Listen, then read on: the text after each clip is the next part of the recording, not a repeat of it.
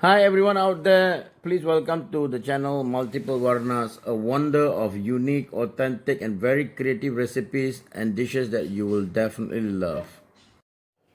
Hi everyone, I'm from Multiplewarnas Kitchen and today I'm going to be making authentic Dindigul Biryani. As you all know, today is Hari Raya aidilfitri, so I thought when is a better day to make a biryani. So today I'll be doing chicken version of Dindigul Biryani, and this, the one that I'm showing you right now, is the biryani masala powder that I have blended myself. I have taken chili powder, red chili powder, ginger powder, garlic powder, a little bit of salt, cinnamon, cloves, cardamom, cumin, star anise, nutmeg and mace, and I have blended them into a fine powder. And here I have my own biryani masala powder. So now we will see what are the other ingredients needed for this biryani.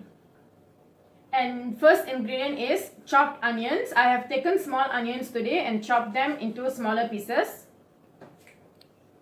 And here I have made ginger garlic paste. I have actually made the paste myself, but I'm only going to be needing about 1 tablespoon today, so the rest I'm going to keep in my fridge for tomorrow's cooking. We need green chilies. I have slit them into half. 3 tomatoes that I have chopped them into small pieces. About half cup of curd. About 500 gram of boneless chicken pieces. Mint leaves. Coriander leaves, 2 cups of basmati rice that I have taken and soaked in water for about 20 minutes, and I have already drained the water now. Ghee, and lastly some cooking oil.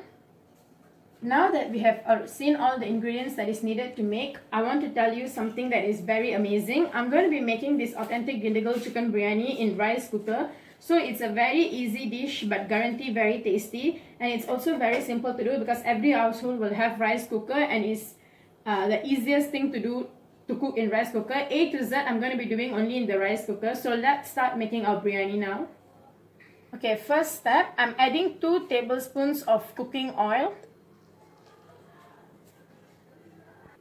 2 tablespoons of ghee. Make sure your oil and ghee is in the same equal amount.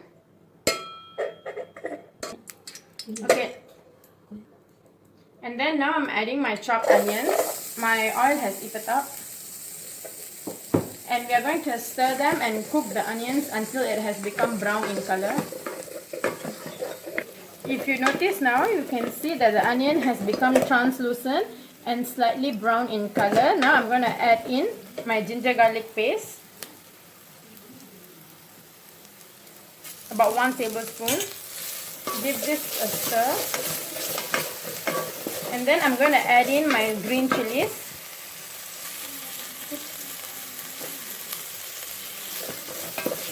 and just cook them a little. You can smell the ginger, garlic, onion and the green chili roasting. It smells really good. The whole house has this beautiful aroma now. We just have to cook them a few minutes more, just until the raw smell of it goes away and the aroma increases. Okay, I'm adding in a little bit more of oil, and I'm going to add in my biryani masala. I have added the oil so that the biryani masala can cook nicely in the oil.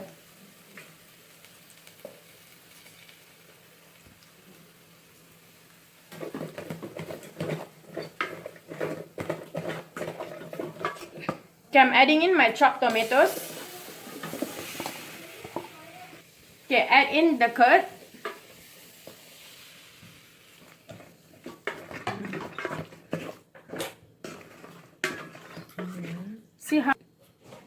You can see how the masala is coated in the vegetables as well as the curd. The curd I've added so that the masala will cook nicely. It will mix with yogurt. So now I'm adding in some chopped mint leaves. I'm going to cook this masala mix here until the tomato has become soft and mushy. Once I have reached that, I'll come back to you with the next step. Okay, now you can see that my paste has been cooking well. You can see my tomatoes has become soft and mushy. Now I'm going to add in my boneless chicken pieces. Okay, now I'm adding my chicken pieces. Just give it a stir. coat the chicken pieces in the sauce.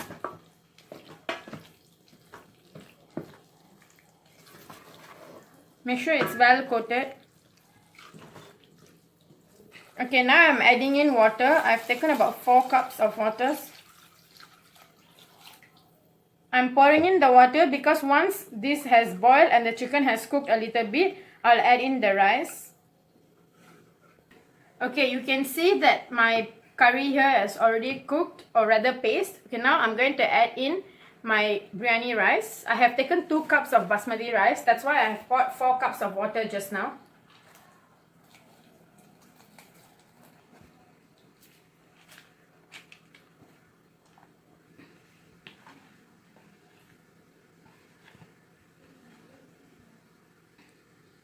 Okay, then add required amount of salt. Okay, give this a good stir, just like about 2 to 3 times.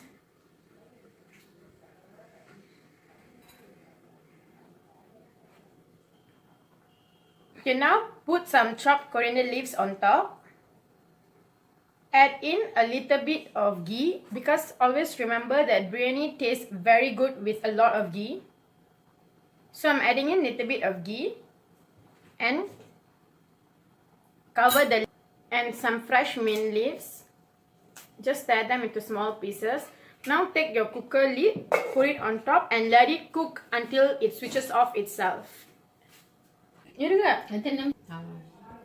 Okay, now the cooker has turned off itself and this is how my biryani looks. I'm going to give it a stir and see.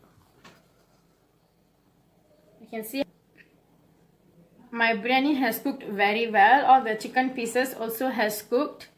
Now I'm going to serve this in a plate. Okay, here you look at my delicious, authentic Dindigul biryani.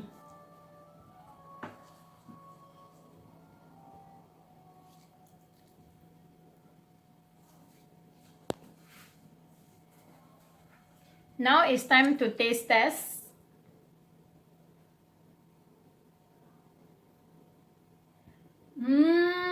It's so good.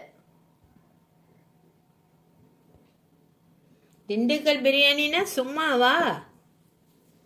Do try this recipe at home and let me know in the comments how it came out.